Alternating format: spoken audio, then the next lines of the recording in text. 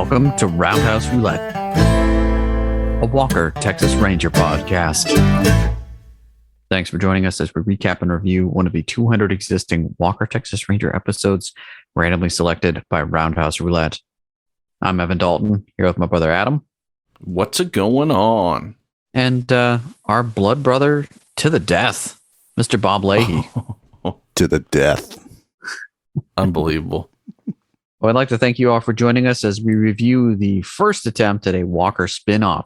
Of course, today we'll be recapping and reviewing Season 5, Episode 27, Rookie, where one of Walker's kickboxing friends, Joey Prado, is now a rookie cop in a dangerous undercover assignment.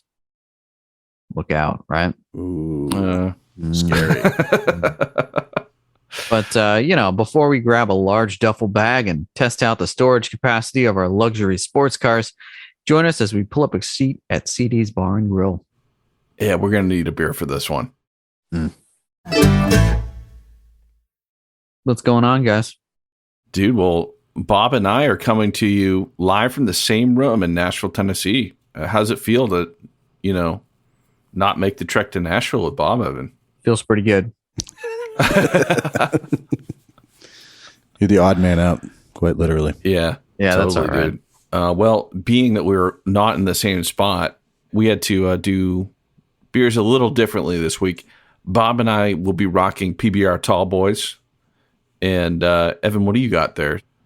This basically appears to be a masterclass in marketing. This is left over from a party a while back. This is called a Bud Light Platinum. Claims to have been brewed for the night.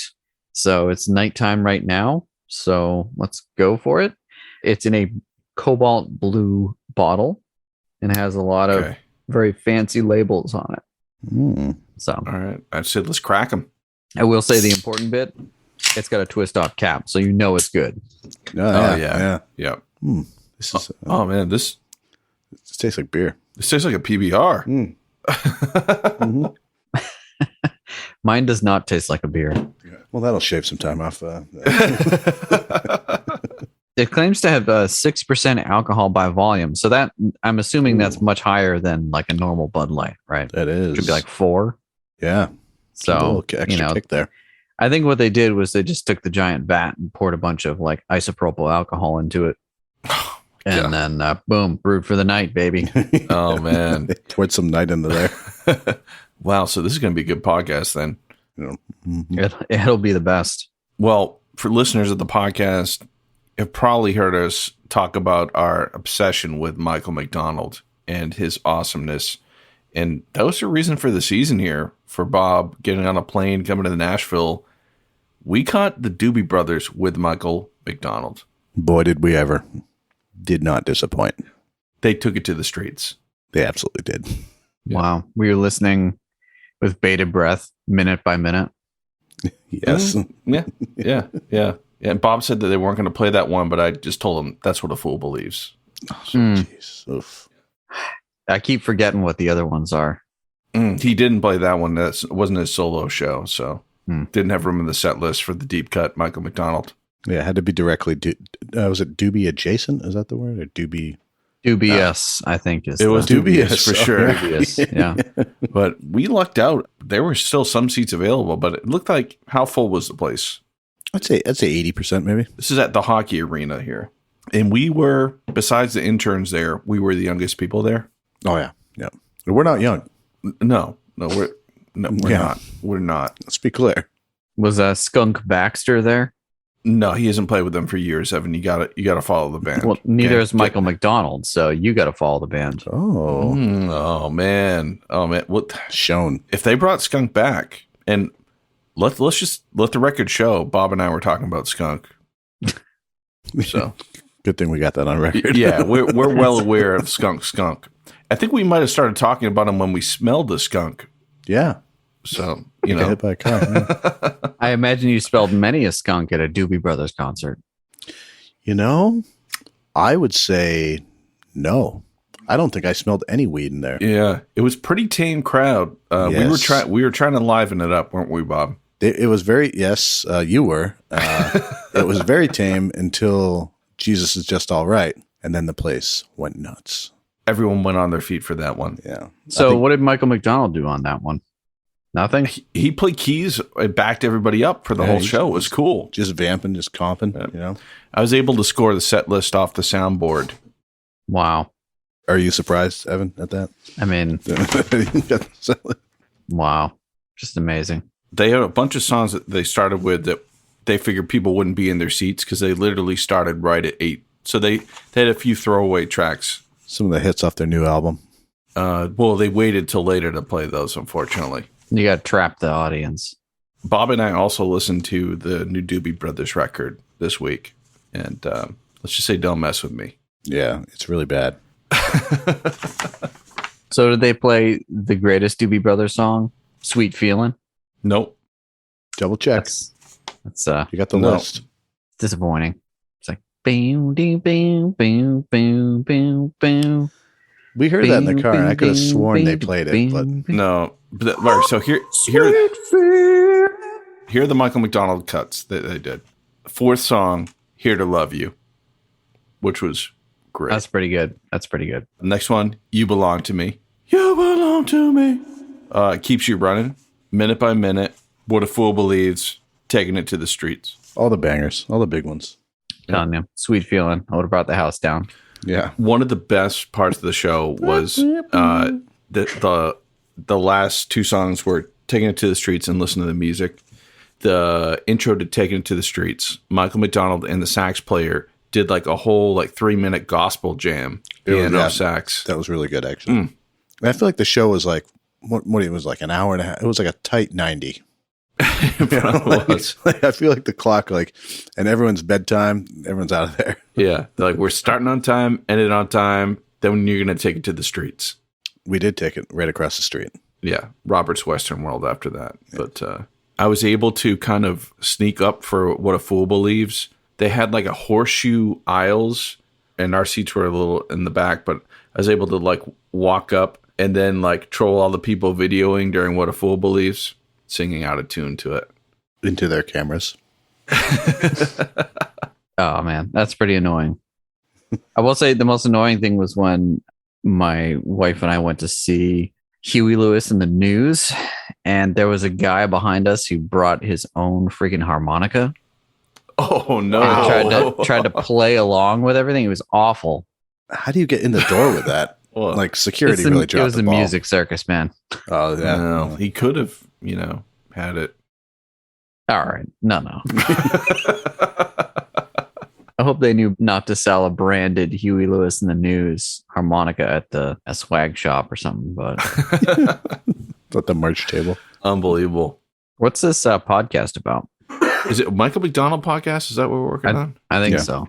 I was just going to say, we could probably skip all the other news or whatever and just go right to the episode. This is way more entertaining to me than the other stuff we talk about. Yeah. Okay. Besides the show. Not a ton of news this week, but we did get some additional support via our website shop where you can buy sweet action figures and some other swag. Friend of the pod, Gary, out in Michigan, actually picked up a super sick Chuck Norris action figure. He's in his kung fu training gi. And I'll tell you right now, not only do these make fantastic showpieces as part of your collection, but they're also fantastic for a teething baby. Yeah, I was kind of surprised that you allowed that for Matilda, man. That's all part of it. It's probably nothing stronger than a Chuck Norris action figure for a teething baby, honestly. So. Absolutely. It's still mint condition. Yep. Shout out to Gary. Thanks for the support, man. And hope you enjoy that raucous Chuck Norris action figure, man, that does a killer back kick. Spring loaded. Wow. Back kick, man. Yeah. Never see it coming. It's epic. Well, that about sums things up. It's hard to beat Michael McDonald, So yeah. He pretty much, and that's going to be the story for at least the rest of the year for me, was seeing Michael McDonald take it to the street. So, I mean, I saw him sing Silent Night, so I'm feeling pretty good about it. All right. For those of you watching along at home, don't want any spoilers, hit that pause button and then come right on back to us. And we're back. All right. This episode originally aired on May 17th, 1997. and it opens on a sick establishing shot of the city of Dallas. And we just are shot right into the action here. We see hashtag old friend Joey Prado, played by John Newton. We know him well from the episode we reviewed called Full Contact.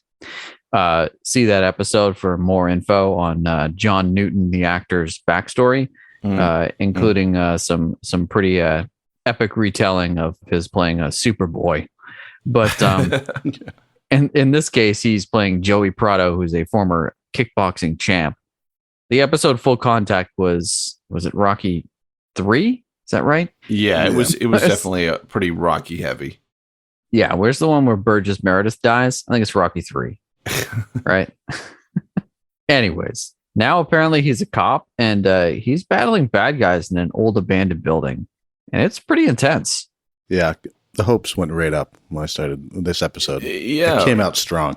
He was kind of doing karate, though, right? Not really kickboxing. Well, he's multi-talented. Kind of one and the same on this show. And it looked real. I was like, is he just going like ape on all these bad guys? Like, there's a guy with a ninja mask too, or it was just like a ski mask, right? Yeah.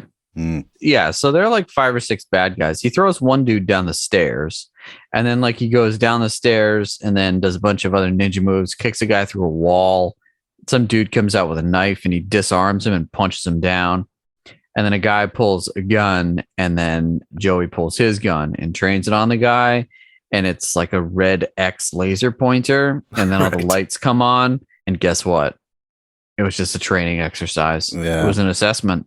Okay. That seemed pretty extreme for any training exercise. I could be wrong. Yeah, but. he like would have broken somebody's neck throwing them down the stairs.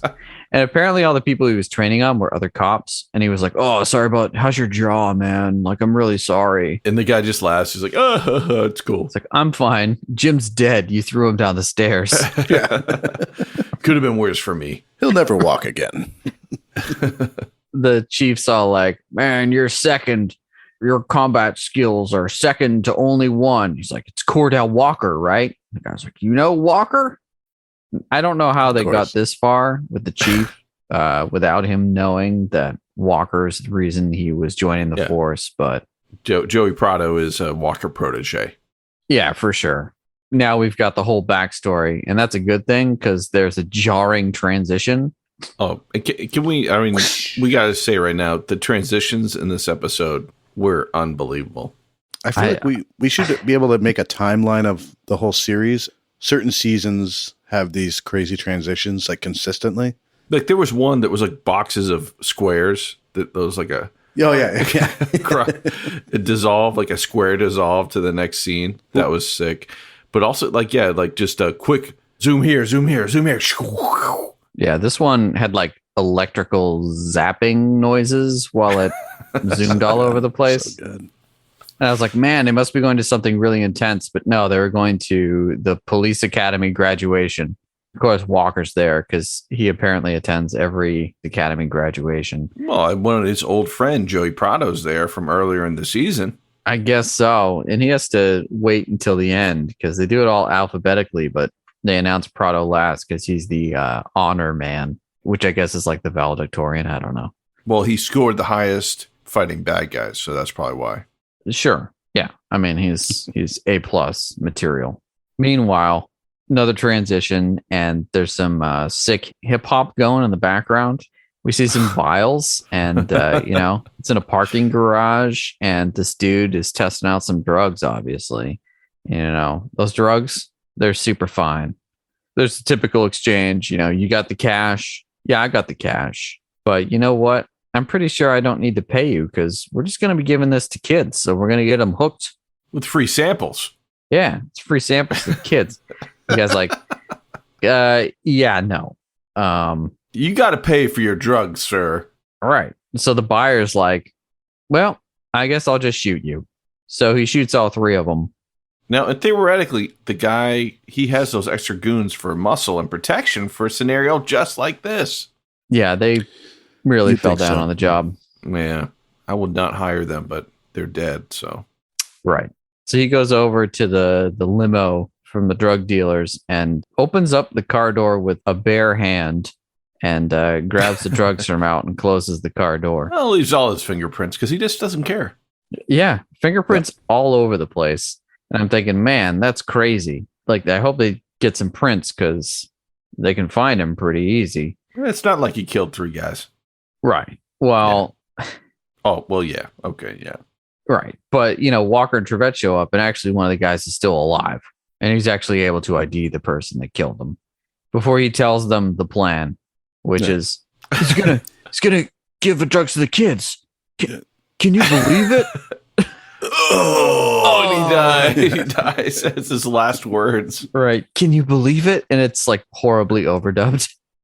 Yeah. Oh my gosh. And you know what? I can believe it. I mean, who doesn't like a free sample every now and again?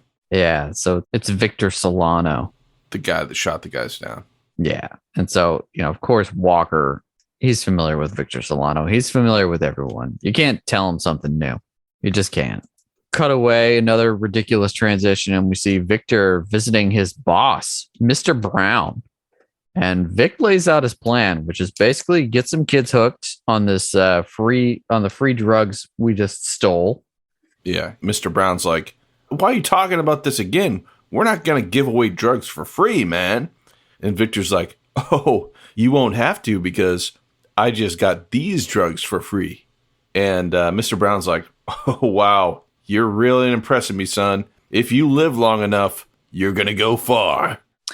Foreshadowing? Maybe. It certainly seems that. Oh, okay. way. Okay. Cool. Maybe scattershot. Okay. Maybe foreshadowing. All right. We'll get there. So he's got the free samples and he's got the go-ahead to get kids hooked on drugs so that he can sell more drugs. I mean, he's an entrepreneur and he knows what's up. Right. Back at Ranger headquarters, Walker and Trevette are basically mulling over the details they just got from the guy who died in front of them. And they're like, man, okay, so he must be working for Mr. Brown, and I guess he's going to be giving the kids drugs, and he just got a bunch of drugs, and I guess he's going to be giving them to kids. Okay, cool. We just figured out the plan. So at this point, we're like 8 minutes into the episode. We've heard the plan 3 times. Yeah, do you know what they're going to do with the drugs? I think they're going to give them to the kids. But guess what? Guess what? In this episode, we don't see kids getting drugs. No, so, never happened. This is just like what the Dare police told us when we were kids. Yeah. They'll give you one for free. It's like, nope, that never happens. Pretty sure. Apparently not. You know what? I like just like drugs in your Halloween candy. It's like no one's giving away drugs. They're expensive. We got a ruler from the Dare program that was ridiculous. We might still have it at home. It was a wood ruler with white paint, and on one backside of it is all the slang terms for drugs. Oh, that'd be amazing. So it's like you can identify him. White buffalo. Yeah. I'm going to have to see if I can find this because I was like, why just hand kids an order form?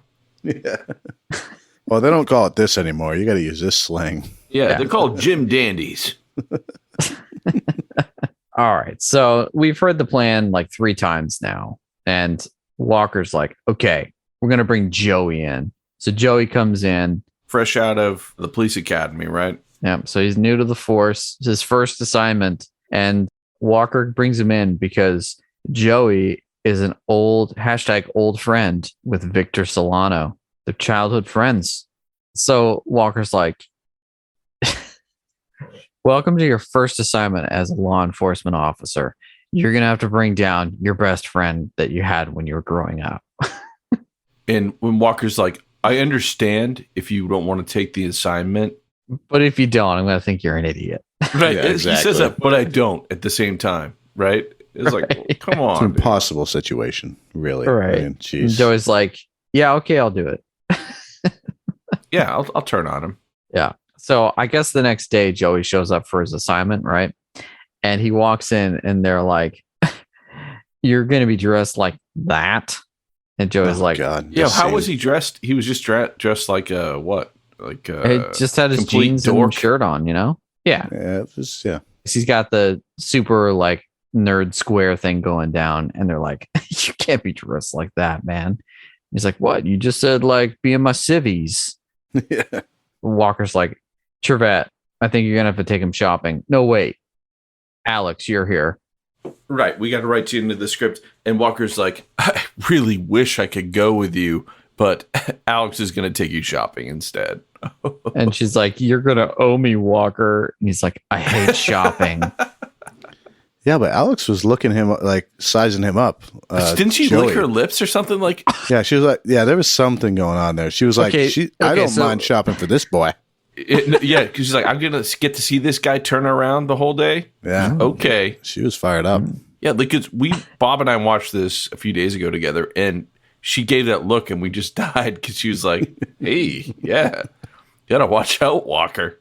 Anyways, what follows is maybe the dumbest 2 minutes of Walker that exists out there, which is basically your stereotypical romantic comedy montage of Like a makeover. Yeah, like a makeover of someone. But in the end, he comes out looking exactly as 90s as he came in. Like, it reminds me of like the Dumb and Dumber scene where they're trying on the different suits. Yeah. Only not nearly as good. No. Imagine a dressing room montage and you've got it right there. I'm looking for the Dare ruler on eBay. I haven't found the exact one, but I did find one that has 8 ways to say no. Is one of them I'm already high? That's good. No, man, I'm already cruising right now. Yeah, I'm so up right now. No, the number one way to say no is literally just saying no thanks. Okay. Oh, God. Simple. Right. Simple. All Okay. right. So, all right. Number 2 is giving a reason or excuse. Hey, Evan, do you want some crack? Giving a reason right now. You didn't give an excuse or reason. What? I just gave a reason. Oh, okay. Oh, yeah. Some people probably just read this out back to people, and they're like, oh, wait, hold on. Let me get my ruler out. How do I handle this? All right. Number 3 is repeating refusal or keep saying no. So it's really number 1. Just repeat number 1. Yeah, repeat number 1. Number 3, C number 1. Yeah. Number 4 is new, though. Number 4 is walking away. Pretty much still the same as number 1. Yeah. And number 5, changing the subject. So, hey, Bob, do you want this meth? What time is it? No, it's time for meth. Bob, that was really good. It backfired on me, though. Yeah. It's meth time. Number 6 is avoiding the situation. So, but you're already in the situation. Yeah. So if you've avoided the situation, you won't actually have to say no to anything. Yeah. I think these are meant to just be like ways to not encounter drugs at all, not to actually confront being offered them. These next 2 might be my favorite ones. So number 7 is cold shoulder. Oh, the cold shoulder. Isn't that rude. Walking away? But no, Yeah, it absolutely is. It is walking away, but it's also like asking to get stabbed at the same time, right? It's true. If you just go, Yeah. I'm too cool for this. Later, Yeah, screw you guys. cold shoulder. Is number 8 saying you have a better supplier? Yeah. Kind of, because it's strength in numbers. So it's starting your own gang, Wow. All right. your drug-free gang, and what you sell are these rulers. Sounds like a terrible gang. Yeah. I don't know. Anyway, hopefully that helps some people out there if you're looking to avoid, getting drugs. I mean, one way to avoid the situation altogether is to stay home and binge listen to Roundhouse Roulette. I'd be willing to bet most people do that high on drugs too. The listeners on it. They might. Yeah. Oh, man. Okay. So now that Joey Prado has some... He's fly. Now that he's fly. Yeah, he's super fly now. Wiki Prado. And has been oogled by Alex significantly. Yeah. Hey, They now. also they printed him out a copy of his rap sheet, which they've manufactured. Walker's like, "Yep, you've got a rap sheet." Joey's like, "Man, I've been up to some crazy stuff the last 4 years." And Walker's like, "Yep, and you also have this." And he opens up his desk, pulls out a bag of heroin, and throws it at him. And what does he call it? It's like, "Oh, this is some China White, the purest around." Walker's like, "It's my private stash. It's what I use to, Yeah. I mean, induce hallucinations." welcome to the big leagues. It's your first day as a cop. Here's a bag of cocaine or a bag of heroin. Go shake down this guy. We're going to get you set up at the hotel first. And so he gets set up at the hotel with his sick new clothing and he's just giving everyone hundos. Right. So there are a bunch of like bellhops or whatever helping him into his room. And he's giving him a bunch of money. And this one guy's like, oh man, you've got cable access, full tape setup. Yeah. Okay, There's a phone upstairs or something, right? Yep, you got 4 phones in a jacuzzi. Let me show you the jacuzzi. And he's like, yeah, I'll show you the door. Yeah. That was pretty baller move from Joey. But I mean, do you really want a dude to show you the jacuzzi though? No. Oh, especially upstairs too. Yeah. That guy would have been naked in 2 seconds when he was up there. I thought the full cassette setup was pretty legit. Yeah. Oh man, wait till you hear the Dolby. The Dolby noise canceling. Yeah, noise reduction. Yeah. Epic. In fact, you won't hear it. It's got auto tracking. Incredible. Yeah. Auto rewind. Almost certainly. Oh man. Although, let's face it, Prado, he brings him back unrewound. He's a bad boy. He's trying to build his reputation up because in the previous episode, he was a goody two shoes and he was a boxer. Yeah, he was a real Trent Malloy. He was heart of gold, but he could kick your ass. Trent Malloy, man. Solid Trent. Yep. So they're essentially having to create this fake backstory about him. And Bob and I were talking like nowadays, even if they weren't on social media, you'd be able to see what people have been up to for the most part. But when this show came out, you could kind of invent stuff and get away with it, you know? Oh, for sure. And also, like, you just Google Joey Prado and you'd see his name in the list of graduates from the police academy. Right. So the best feature of this hotel room is that it's got a adjoining room next door. The bellhop leaves. The adjoining room's doors open up and Walker and Trevette are already there. And they must have been there a while if they're trying to build a cover for him, right? I guess. I don't know. They're just hanging out. They just got there at the same time. Yeah, stakeout. I mean, they had cable and VCR in there too, so.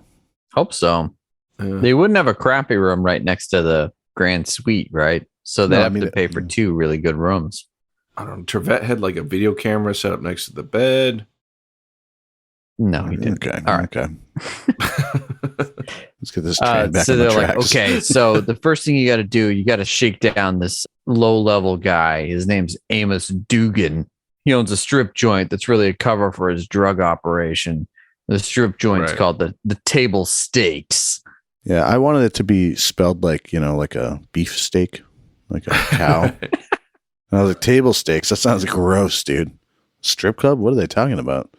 And I was like, oh, steaks. I don't know, man. They've got the best all-you-can-eat buffet around. So Joey Prado in his new getup, he's acting hard. He busts into the table stakes. He makes a beeline for one of the dancers and, sticks some bills in her G-string there. It's an American flag one, correct? Well, I mean... It has to be. Yeah. I was a little distracted. But he slips some cash in her American flag G-string, and she goes, what do you want? And Joey goes, make it sexy. Yeah. And then there's like 3 guys standing behind him, and they go, yeah! That was the weirdest scene. Didn't make any sense at all. No. And then it immediately cuts to Walker and Trevette in the truck outside listening. Right. The music is like, ain't that a piece of work? So lean and so long. I don't see nothing wrong. Oh, Too good. Too man. good. The problem with this is Bob and I watched this, and then we saw Michael McDonald and the Doobie Brothers rock, and all of their music in our brain was just refreshed. Well, I just watched this, so these songs are quite fresh in the memory. I was going to try to look them up, but I know by their quality and their ridiculousness. Written for the show, I'll and never they only find exist there. Yeah. We've been trying to find these songs. They just don't exist anywhere. Someone wrote them, and we need to find that person. And someone recorded like the full length versions of these songs. Yes. Well, That's what we need. what's the guy's name? Jeff something with a G. Writes a lot of these songs. He lives here in Nashville. That's on you, man. I know. You got to find the original files, and then we can create a Spotify channel for him so that people can listen to these songs. I am my father's son. Definitely. There's another one later on, too. Except for that one. Needless to say, a few good made-for-TV songs in this episode. Epic. Anyways, Prado asks for Dugan, and the bouncer like rolls his eyes like he's not gonna take him to him, but he immediately takes him to him. And he's just at a table like 20 feet away with two dotting, presumably strippers, both of them just staring at the guy like, oh. Yeah, and he's like, "Look, man, scram." And Prado's like, "No way, man." And he takes out both of the bouncers, and then he's got Dugan's attention. Right, and then immediately says what his name is, what hotel he's staying at, and throws a bag of heroin onto the table. And this is like, even if this place weren't like a drug front, it's out in the open. It's technically the public.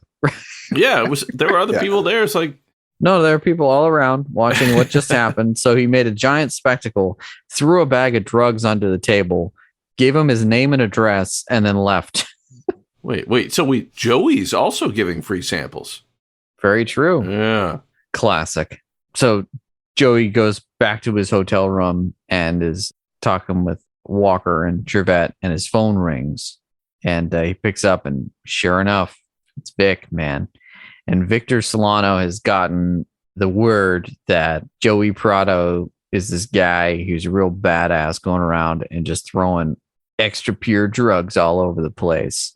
And he's the guy you want for your connections. Yeah. He's done it at least once. Once, correct. Right.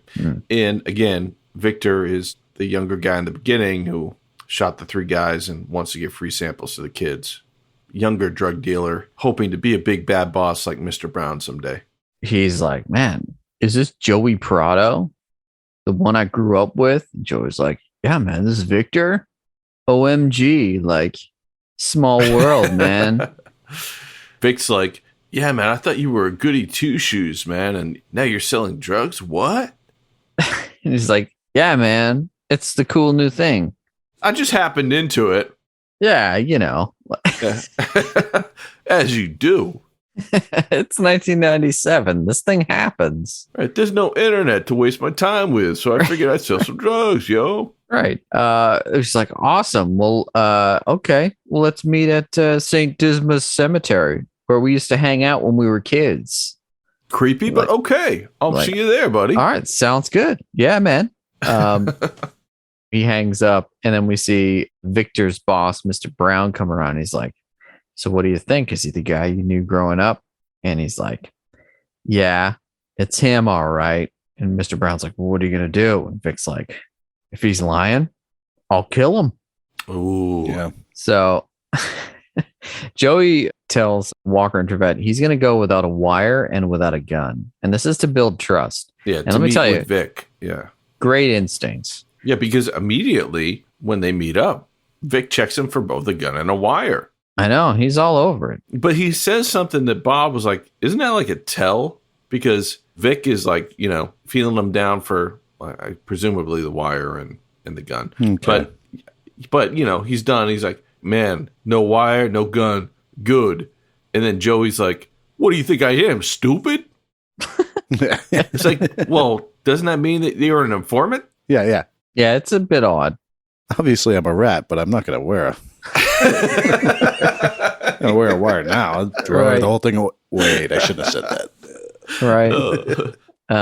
Can we do this over? Yeah. Well, talking about doing it over, before this, Prado shows up at the cemetery and he's reminiscing, and we see this horrible flashback of these two kids walking around to the cemetery and then voiced over conversation between them. It's a young Vic and young Joey. Yeah. And they're debating about what movie's better. And obviously Joey likes Star Wars, but Vic really likes the Godfather. Yeah. And they say they're blood brothers and they're friends to death. And they write that on a gravestone? Yep, they carve it on a gravestone, yeah, which seems odd. A little on the nose, too. Well, I don't know. I'll throw it out there again. Foreshadowing? Oh, okay. Okay. Okay. We'll see. We'll see.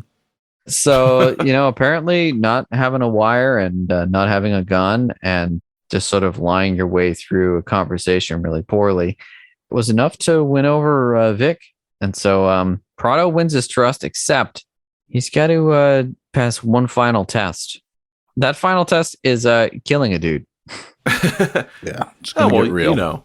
You just got to kill a guy, man. Yeah. Right. And I'll say right now that both these guys drive the most conspicuous vehicles possible. Yeah, we got a Porsche. Vic has been driving like a black Porsche with a vanity plate. I forget what the vanity plate says on it, but like love drugs or something. Cocaine one. Yeah, cocaine one. Candy van. Free samples. Yeah. So, I mean, like anyone could identify that vehicle if they see it. Likewise, Joey Prado's vehicle of choice is a bright red Ferrari. Yeah. Yeah. And again, like, what are we doing here? Yeah, where'd he get that too? Like, well, you sell one bag of drugs, you can buy a Ferrari. Yeah, man. Inflation's a bitch. So, you used to be able to do that. Anyways, they drive off and, Prado doesn't know what to do. He's like, I got to kill a guy to prove that I'm bad. Right. And Walker's like, well, okay, I guess you got to kill him. Commercial break. And I was like, supposed to be like a joke. Like, Walker's like, I'm going to kill a guy. It was pretty obvious he wasn't going to kill him, right? Right. Well, yeah. I mean, we come back from the commercial break or whatever, and Joey is hanging out in his Ferrari with his gun, and Vic is around the corner in his Porsche. Again, they're just like in this side of town where either one of those cars would be incredibly conspicuous. Well, everyone probably has one in that neighborhood. No. No, you don't think? I don't know, man. Anyways, I think that's a little like maybe racial stereotype on your end, Evan, asshole. What? Okay, I don't. I don't get where this is going either. Yeah, I don't either. Anyways, the music ridiculous.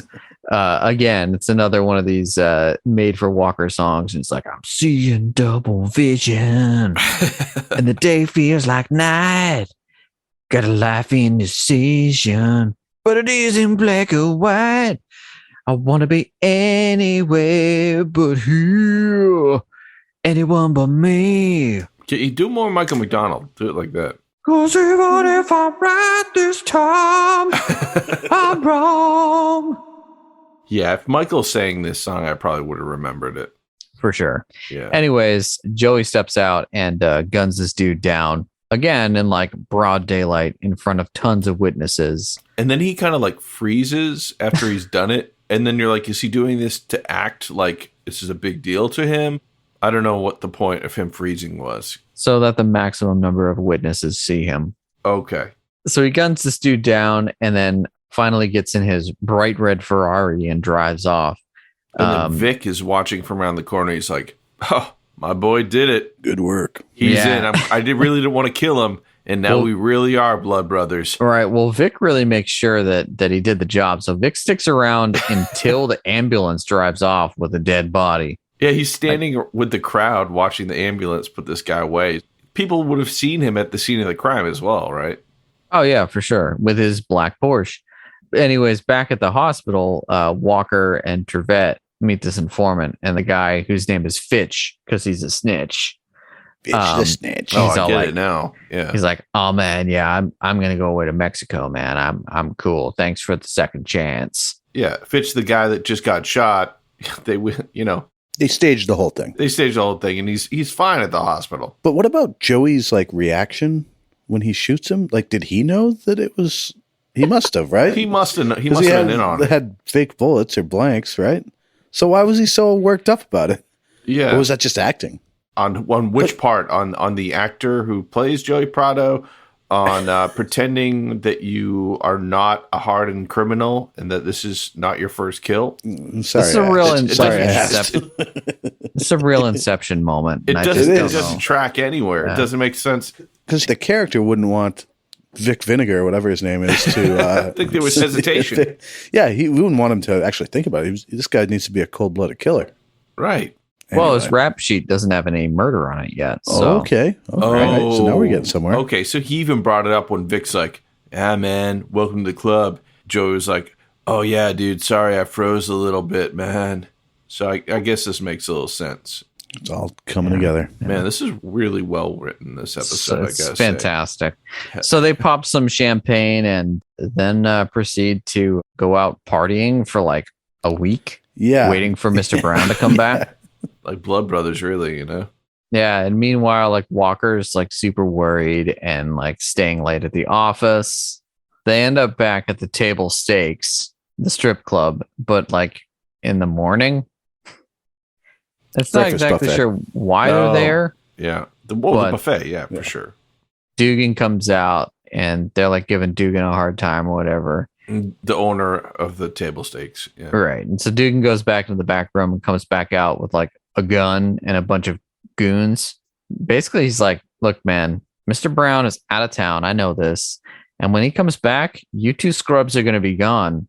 And he's going to have to deal with me. This is a promotion in my eyes. And they basically have a little bit of a scuffle here. Yeah, was this the first real fight? Yeah, I would call this a fight. Sort of, I guess. It's So there's I'm like, still not happy about it, but yeah. So the Blood Brothers have each other's backs here, and Dugan's actually about to shoot Joey, and Vic shoots Dugan first, so saves Joey's life. And then after that goes down, Joey's meeting with Walker, and he's getting cold feet. He's like, look, man, he saved my life, man. Vic just saved my life. We're Blood Brothers. We grew up together, man. What am I going to do? Just like put him in the slammer now? Walker's like, give him the cold shoulder. Exactly. Walker's like, this is just like the Walker episode Full Contact. If you don't recall, let's flash back to that episode in black and white when your trainer Gino died and you almost gave up on boxing. But then I trained you, remember that? And you won? Yeah, so I'm going to train you here in police work and you're going to win again, okay? You just got to trust me here. And Joey's like, oh, thank you for helping me when I was wavering, Walker. Joey's like, okay, cool. I'm going to get back in my sports car. And Walker just sort of sits there awkwardly in his truck again. And I'll say they had bird noises in the background. And it was like 6 bald eagles calling over each other. And I thought for sure Walker was going to like look up in the sky and see a bald eagle. But he didn't. Well, a little missed disappointed. opportunity. Yeah, maybe in the director's cut. Seriously. Yeah, seriously. I think like a really intense transition on like zoom in on a bald eagle. That would have been pretty epic. I mean, you could pretty much toss that in anywhere in the entire series. It would pepper them in. Yeah. Yeah, it would track. The early transitions were so fast, they could have been bald eagles. I don't know. I missed them. Yeah, electricity sound. A bald eagle landing on a power line.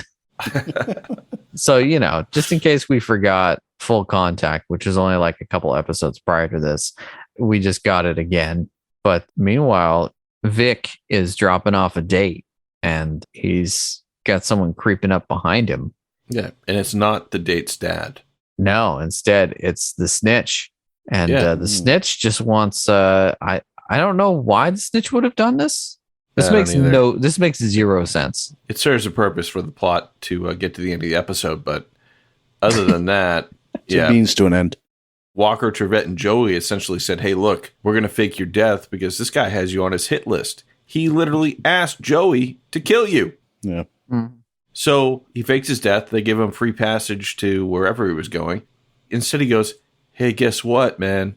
You would have hit out on me. But the fact that I'm letting you know that Joey is actually a snitch should cover up for the fact that you were going to kill me. That's kind of a gamble, isn't it? Yeah. I don't think it's a gamble. I just think it's dumb. Yeah. Anyways, so now we know that Vic knows that the game is afoot. And we're like, oh, man, Joey, his days are numbered, man. Yeah, he's on borrowed time right now. But this is right before the big drop. And so Joey knows the location of the big drop. So do Walker and Trevette. And mind you, we haven't talked about this, but Joey's been trying to get a big drop the whole episode from Mr. Brown. And he had to kill a guy to prove himself. Now the guy who he killed came back from the dead, essentially, and screwed him over. Mr. Brown's got the biggest drops. Yeah, I was just going into. So you're saying Mr. Brown's going to drop a big one? A huge one. Oh, boy. Down by the stables. But the stables smell too bad, so we got to move. Yeah. So Joey goes, he picks up Vic, and they're going to head to the drop-off point. And, you know, Vic is acting really weird. And Joey's like, hey, man, what's up, man? And Vic's like, just drive, man. I don't want Joey's to talk like, today, brother. Right, I don't want to talk about it. And Joey's like, hey, man, we're friends to death. Foreshadowing. You know, what's going on, man? Vic's like, we got to change the plans. Turn right here and get on the highway. And Joey's all like, wait, what? well, I thought we were going here. I already told Walker and the rest of the police to meet me here to arrest you. Vic's like, no, man, change of plans. Mr. Brown wanted to go up there instead. Somewhere else. Yeah. Meanwhile, we see Walker and Trevette, and Walker's spider senses are tingling because the drop isn't happening where they thought it would. Walker's like, hey, Trevette, go check the scanner and see what's going on. And I just assumed Trevette would be like on the radio, hey, you know, have you seen a red Ferrari driving around? And then they would have the network let them know what's going on, like other cops. Instead, no, they've got a tracking device on the Ferrari. And he's got his little laptop that shows exactly like pinpoint GPS where the Ferrari is. I'm going to ask a question. Why didn't they have the laptop with them when they were standing sentinel? Right. Yeah, that seems good. And Trevette's like, oh, yeah, no, they're nowhere near us right now. Yeah. Like, yeah, they're driving the opposite direction right now. Yeah, they show like a really terrible computer screen with tracker, like eat. It's like a really crappy map. Killer tech, though. Did they have GPS back then? Like, what was GPS like in 1997? GPS existed, but not like that. Yeah. I have a feeling you would need like an antenna would be like the size of the roof of your car. And oh, man. So the original launch of the GPS satellites was 1978. Everyone had them the next year. For sure. So they're like, oh, man, crap. I guess we got to go find them. So they're tracking them down. And, you know, they show the truck going at normal speed, but then they play it back at a higher speed. So it seems like the truck's to going see fast. Trevette and Walker and the Dodge Ram just tearing ass. Yeah. So at the drop-off point, the surprise is the cemetery where Joey and Vic used to hang out as kids. And basically, Vic's like, hey, man, look, you're a cop, aren't you? And Joey's like, yeah. And Vic's like, oh, man, I knew it. I knew you were too good. In some ways, this makes me happy. So I know there's like one good guy out there. Yeah, that's what I always used to think about you when I saw you kicking people's ass in the boxing ring. Oh, there's one great guy. There's one awesome dude who just knocked that guy out. Right, from my hometown. And I might be bad, but at least he's out there. Right. And so Joey's like, okay, man, well, if you're going to shoot me, then just like shoot me or something. And Vic's like, you know. Can you turn around? Yeah, he's like, you know, I'm not sure. I'm kind of softening on this whole idea. And speaking of softening, Mr. Brown comes out. Yeah, he did. And Vic's like, what are you doing here? And Mr. Brown's like, you know, I thought you might get some cold feet. And I wanted to see this guy myself. So why don't you shoot him now? Yeah, I want to make sure that you're able to kill your friend. Vic's like, okay, so like, can you turn around or something, Joey? And Joey's like, no, man, I'm not going to turn around. It's like, you got to look me in the face if you're going to shoot me. Right. Blood, brother. Right. And so Vic's like, man, I can't do it. Mr. Brown's like, all right, I'll do it. But then Vic knocks the gun out of his hand and then a fight ensues. Right. Yeah. And the 5 minutes that it took Walker and Trevette to get there expired. Yeah. So Walker's like on the scene immediately, jump kicking people. But a little bit before that, Vic starts like getting just destroyed. They're like holding him and then some other dude's just like wailing. Yeah. Okay. Well, I mean, he's not a kickboxer, you know. The fight, it goes on for a little bit. It's okay. And Mr. Brown lines up Joey, right? It's not entirely clear. I think he just goes ahead and shoots Vic. So Vic gets shot, he down, and Walker shoots Mr. Brown like immediately. we get some last words from Vic, though. Oh, yeah. Joey's over at Vic, and he's like, man, we're blood brothers. And they also talk a lot about, what was it, Cisco and... Oh, man, Butch forget. Cassidy and the Sundance Kid. That's how the whole episode, they're like, that's like Butch and Sundance, man. That's what we are. Yeah, man. Butch and Sundance, bro. Right. And that's kind of like what they say here when he's dying. Like, oh, man, we had to go one last ride, man. And it's like, man, who would have thought I'd go down as the good guy or something like that. It's like, well, that's arguable. It's totally. I don't know about that. You were just selling drugs to kids. So, or yeah, for sure. He's a total hero. Absolute hero. Undisputed. Totally redeemed himself. Yeah. As he dies in Joey's arms, you hear the refrain from the song, and you hear like, ooh, oh, that's right. They had gospel singers on like that. Yeah, but then the song "Anyone But Me" creeps in, and it's like "Anyone But Me," and then fade to black. And what does that mean? Anyone but me, in the context of what just happened?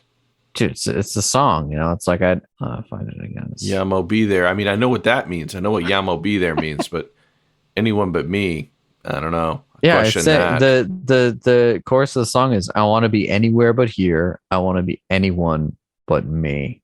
Oh, well, he did. He became somebody else. He became a good guy. Yeah. Okay. Yeah. All right. That's deep. Yeah. That's super deep. Although I think it really was from Joey's perspective, and he just didn't know what to think. He didn't want to be a cop anymore, or he didn't want to be an undercover cop. I don't know. All I have to say is it's a pretty rough assignment for your first assignment as a police officer. Yeah. Go undercover, infiltrate, bust your old friend. Right, a drug ring, earn the trust of a childhood friend, fake killing a dude, party for 7 days, and then get held at gunpoint, almost die several times, and then watch your friend die in your arms. Sounds like a fun week, at least. Great assignment. Yeah. I mean, I hope he's like a traffic cop after this. Yeah, that's probably why we never see him again. Epic. Well, that pretty much sums this puppy up. We'd love to get a shout out to our friend and collaborator, Adam Lauritsen, who's been drawing the amazing Walkerstrations on our social media. Be sure to check out his other art on Instagram at Adagitation Run Amok. When we come back, it'll be time for us to each rate Rookie on a scale of 0 to 10 boots to the face, resulting in our patented Roundhouse Roulette episode ranking. Complete results of which are available on our website, roundhouseroulette.com. Don't go away. What's the matter, Bob? Nothing, man. Just keep driving. Aren't you excited about all the new customers we'll have once we give out these free samples to all those kids? Come on, Sundance. You can tell old Butch about it. Look, I don't want to talk about it, all right? Turn left. Mr. Brown wants to meet us at a different location. Jeez, all right. Let's go drop off this China White. We cool, right? Yeah, man. We're cool. I wonder what's keeping Evan. He was supposed to deliver Bob to us 15 minutes ago. I hope they aren't on to Evan, because if so, he'd no longer be able to deliver the light of Walker, Texas Ranger to the world. Speaking of which, if you listeners would like to join us in our mission, please share the pod with a friend or leave us a kind review wherever you get your podcasts. Likewise, if you'd like to help us keep the lights on here at Ranger headquarters, check out our shirts, posters, and freshly cleaned vintage action figures at roundhouseroulette.com, or join the fun on our Patreon page. Most importantly, though, we thank you for listening. Hey, Ranger Adam, I brought you your China White just as promised, complete with a side of drug-dealing bad boy Bob. How did you turn him? When Butch and Sundance do a talking, there ain't no mountain high enough. Ain't no river wide enough to keep me dealing drugs. Well, hallelujah. Anyone but me. Oh, welcome back. Time to talk about this episode. I think I'm first this week, guys. I'll say so. Anyone but me. Don't hold back. So I don't know. This you liked it. Okay. You really liked it. All-time favorite.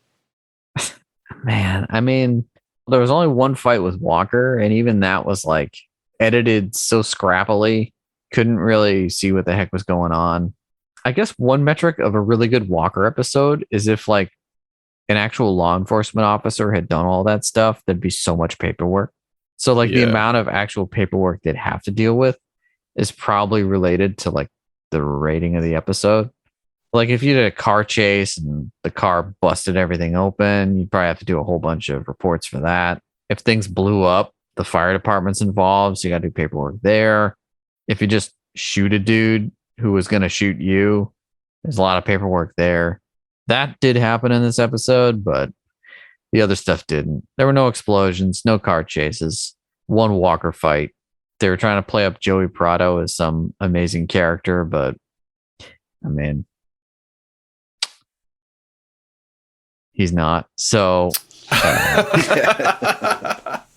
so I mean, this is pretty low for me. I give this one like a 4, and it's mostly because of the music and wow, man, yeah, that's it. I mean, it automatically loses a point because there is a montage in a dressing room where Alex is helping someone pick out clothes. Like, what is that? Yeah. Music is incredible. Otherwise, this is a throwaway. All right, but dude, Walker didn't do anything in this episode. He is wallpaper, and he had one fight. It's this guy Joey Prado. He did a lot of thinking, though. He sure did. You know, he looked So real much pensive, and he went. He did peer pressure this young rookie, the name of the episode, to go undercover and risk his life. And I'll say every time he did that thinking without a hat on, I was looking for the wig line. Oh, no. Can't look away. Last of a Breed Part 1, I gave it a low score. And I'd say that episode was better than this one. I'm going to give this one a 1. Oof. Yeah. Oh, This has man. no redeeming rewatchable value. There's nothing so ridiculous that you would rewatch it. There's no reason to recommend this to anybody to watch ever if you're a fan of Walker, Texas Ranger.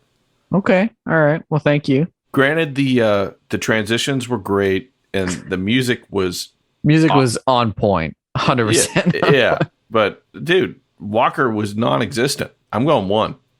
I'm sorry. Harsh, dude. Yeah. I think that's harsh. Serious shade. Yeah. You know there's going to be one that's way worse than this. That gets a 0. You're just not leaving a lot of room for the episode to be worse than this. I'm just Well- saying it will happen.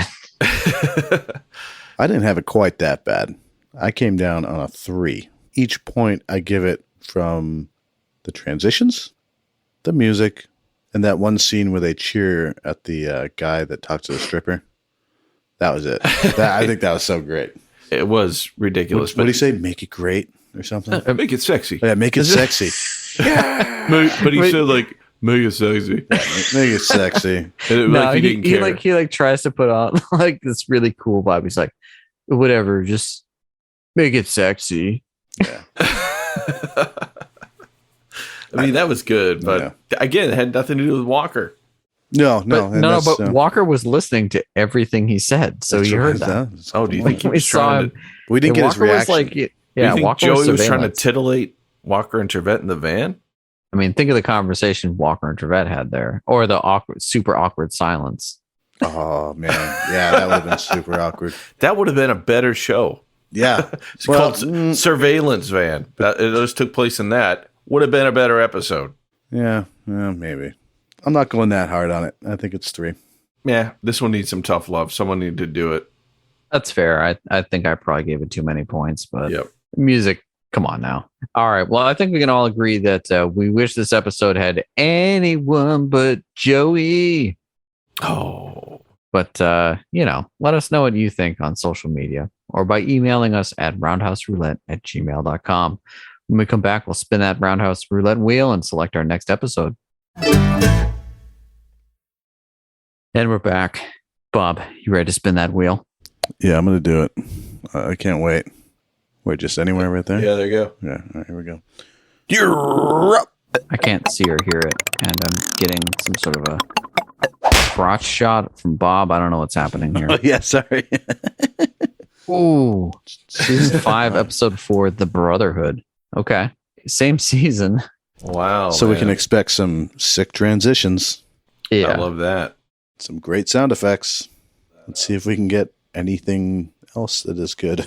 You know, it's true. I think season 5 is really where it hits its stride. Like, it has the transitions. The music is crazy over the top. Yeah. The sound effects are nuts. But this one was the 27th episode of a season. They were tired, and Chuck just needed an episode where he didn't have to do anything, and that's what this one was. Oh, man. You know what? This is ridiculous. So, Sons of Thunder, the episode, was season 5, episode 24. Same season with Young Wards. What is going on? They were trying hard to get someone to Get franchise something. Yeah.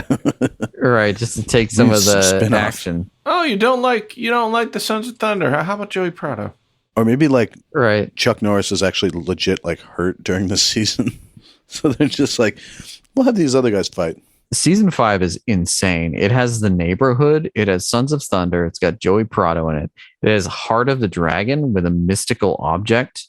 It has The Trial of LaRue. So the last LaRue episode. But a bunch of those were like not good, right? right. All right. Well, so we got Brotherhood, Walker and Trevette probing a string of murders where all of the victims are ex-cons, discover that a ring of corrupt cops may be involved. Oh, corrupt cops. I'm into it. Yeah, and probing. Oh man, guys. Yeah, no. Season 5 also has the one with the kid who's like chosen to be the Dalai Lama. And Yeah. Walker has to fight against like a mystical dragon guy. There's like, I think someone glows green. Yeah, Legit. And that's why I rated this episode 1. That's fair. I mean, okay. Yeah, you've got high hopes for the rest of this season. Very much so. All right. Well, we hope you join us next time when we share our reactions to season 5, episode 4, The Brotherhood. In the meantime, share your opinions with us on Facebook and Instagram at Roundhouse Roulette and on Twitter at Roundhouse Pod. And please rate and review us on Apple Podcasts or wherever you get your podcasts. Thanks for listening. And until next time, May the eyes of the Ranger be upon you. When you're in Texas, look behind you. Oh, 'cause that's where the Ranger's gonna be.